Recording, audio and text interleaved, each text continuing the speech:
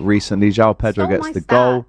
Well, it's in the sheet. I know. Well, you can say it better than me after. No red card for Chelsea. Congratulations, boys and girls. What a week. What a week. In fairness, they would actually need to play a team that tried. Yeah, that is true. So, Spurs with an XG of 0.05. Chelsea probably should have scored a couple more. Where do we want to start? Winner or loser? Where are we going? Whatever you want. Should we go with you? This is a massive win for you. Yeah, it's a huge win because, boy, we needed that badly after what happened the weekend before against Sunderland. Yeah. I'm not going to lie. I know people sing the song, but I genuinely wish we could play them every week. And at that stadium as well. Like, it is just brilliant. It's the maximum limbs, maximum joy after a win, and maximum points all the time. Is it the most enjoyable win that you can have as a Chelsea fan across the season? I think so, especially if you're there as well.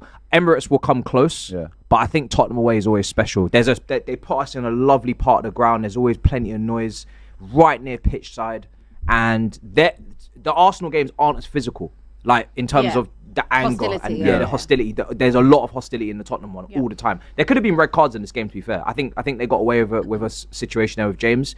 Then we had a little scrape as well on their player. I think it was Enzo. So, but listen, what a win, man. Proper performance. I'm actually more impressed with defence. Like you said, we should have had more goals. I think the only thing that's a little bit disappointing is the fact that we didn't make it historical. We should have really beaten them 4-0. João Pedro missed some crazy chance. João Pedro, he took his goal well, but he missed some big chances. Gittins missed a massive chance as well. James had a nice opportunity that he didn't take as well, and there was probably more. So we should have absolutely battered them. But yeah, defensively, I've been moaning about the long throws for weeks, and they actually had a plan this time. They threw 3 players forward. They made the box, a lot clearer for Sanchez to come through and just claim. He had the easiest day of his life. He started to make one save from Kudus, but boy, the way that we defended with Fofana, to a man, gusto, Cucurella, the energy that we showed on the counter press. Caicedo is one hell of a footballer. Do you know what? He's unbelievable. I'm not even gonna. Don't ask me about comparisons because I don't want to ruin the segment. I don't want to, because that's just gonna ruin it.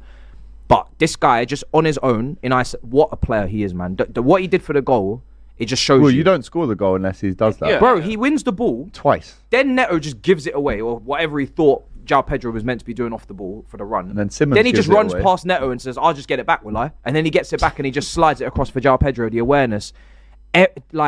Tottenham played a lot of midfielders. Obviously, Bergvall goes off injured. What did you think about the Bergvall concussion? Because he seemed... No, he had to come off. The legs were wobbling, and you can understand his point of view is like, no, I'm fine. No. But with the new rules in place... That's not your call to make. No. And a player's always going to say they're fine because they always want to play. Yeah. But, and I get it, it's London derby's hyped, but you've got to come off. But they played Paulinho, Bentancur, Sarr. They tried to pack the midfield, and Caicedo just ran it. Absolutely ran it. Him and James in there, it's ridiculous. But Caicedo just everywhere. Even at the end, he's running down the touchline. He's winning the ball back again. He's added assists to his game, goals to his game. He's a complete midfielder, man. He's ridiculous. What's causing the inconsistency at Chelsea, though? Why are you losing to Sunderland at home one week and then battering Spurs away next week? I think Cole Palmer being missing is a massive thing for us in terms of like low blocks. Because against the back fives, we struggle. Every time we drop points against the back five, Sunderland, they were attacking, they were coming forward, we got our goal. And as soon as they sat in the back five, we struggled. Man United, I know you guys play wing backs 10 men after 10 minutes, but there can be a back five there. Palace, same thing. Brentford, I think as well.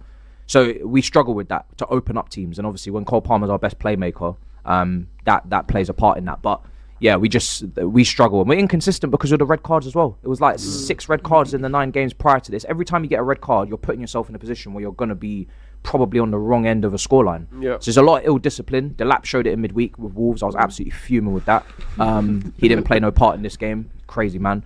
I'm not even going to say inexperienced, because when you actually look at the team, Tossen's experienced. He's been ridiculous this season. Not in a good way. Chalobah's experienced now. Cucurella's experienced. James is experienced. There's a lot of guys that have played Premier League football. Pedro Neto, who was not great in this game. I think he's probably the one player that you look at and you think the best thing he did was this sounds weird what I'm about to say, but the tongue action on the bench. Okay, I didn't see that. Big pause. Big pause. No, I didn't see that one. With the Spurs fan, he was giving it. He was giving it. But bit weird that. Big pause. Yeah, big pause. That. But yeah, Fofana, brilliant in this game. Both the full backs, Chalobah was good. Midfield is fantastic. Just the attack, you just want more goals. The midfield for me, including Moises Caicedo, was just absolutely everywhere. And I think to close down not once but twice and then set up the goal. Yeah. It's just he was all over the pitch. So that's something Kante would have done. It really was. Yeah. This super chat kind of sums it up. 8 wins in 67 Premier League games against Chelsea. Know your place in the food chain, Abby, says Callum. And then Alejo says, Abby, remind us, what are the 3 guarantees in life? Death, taxes, and Chelsea beating Tottenham. At least she says it. Beautiful. Lap Jackson. You've already slagged him off, to be fair. So I don't know about that because he's the one getting red cards. I mean, well, I think it's I the said red this when card we joke. signed the lad. We need to make sure that we don't carry ill discipline out the door and then incoming, because he got the most yellow cards last season in the Prem as a player, and he's a striker, so he doesn't make many tackles. So where those yellow cards coming from is coming from these MMA little fights that he likes to get himself into when the ball's nowhere near. He was doing that for Ipswich though, wasn't he? But it's applauded until people realise until you get to a big team, you're not actually having any effect on the game. You're just doing it just to keep yourself entertained. It's almost like Ramsdale. When Ramsdale was saying, I can't concentrate, I need to always be interacting with the fans. It's like as if he's interacting with the other players on the pitch just to keep himself concentrated. That Ramsdale interview was the start of the end for him. Robbie has more kids than Spurs have wins against Chelsea in the last 15 years.